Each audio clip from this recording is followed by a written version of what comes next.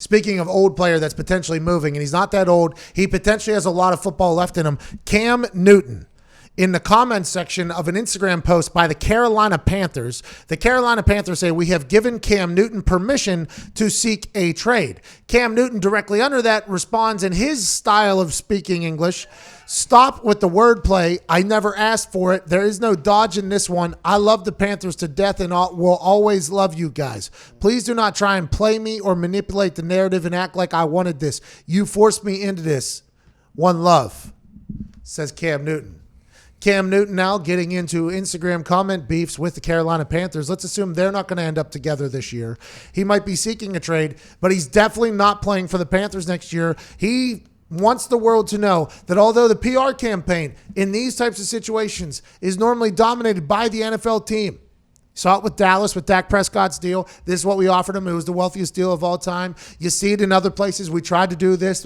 Robert Kraft called Stephen A. Smith this morning in a commercial break at First Take and said it wasn't because we didn't want him. It was because Tom didn't want. Now you got Cam Newton fighting back saying, no, you didn't give me permission. You told me to start seeking a trade. What an interesting little dynamic down there. New coach Matt Rule, new Carolina Panthers. If Cam Newton ends up with the Los Angeles Chargers, which everybody is assuming is going to happen, and the Carolina Panthers end up with Teddy Bridgewater, who Joe Brady, their new offensive coordinator, was with at the Saints a couple years ago, or if they end up trading with Cincinnati Bungles somehow and getting that first pick and getting Joe Burrow, it's a win-win for everybody. But this could potentially get a little bit ugly, as most breakups do. Yeah, it's interesting that he had to do this because Greg Olsen had to come out and do the same thing, that he did not want to leave Carolina. And it was them when they said that.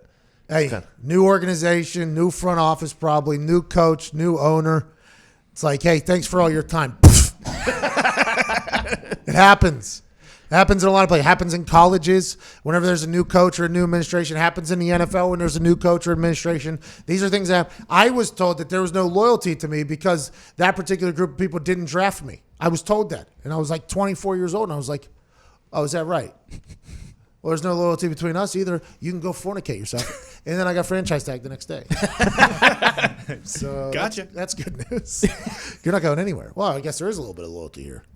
Wild times there right now. Wild times.